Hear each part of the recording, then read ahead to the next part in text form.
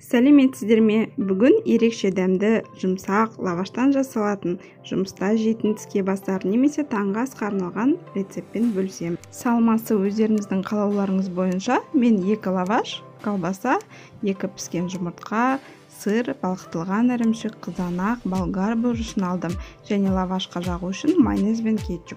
Өстіп 2 лавашты алып, ортасынан кішкене кесіп аламыз да, майонез бен кетчуппен сылап алып, бетіне ірімшікті сеуіп, үстіне екінші лавашымызды дәлме-дәл жаңағы сызығымен келтіріп қойып аламыз.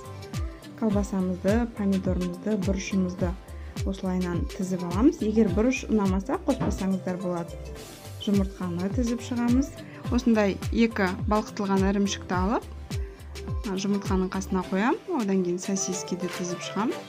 Сіздер салмасы өздеріңіз қалауларыңыз бойынша үйде не бар, грибы бар қоссаңыздар болады. Жаңағы кесілген ортамыздағы сызықпен өстіп бүктеп аламыз да, формамызға салып, қызып тұрған 180 градус қызып тұрған духовкаға бетіне жұмыртқамызды жағып саламыз. 20-25 минутта дайын болады. Мен осындай 2 порция жасадым. Сіздер отбасы мүшелеріңіздің санына байланысты жасай берсеңіздер болады. Дәмін көрген адамдар неден, қалай жасалғанын түсінбей қалады. Сіздерден рецептін сұрайтын болады.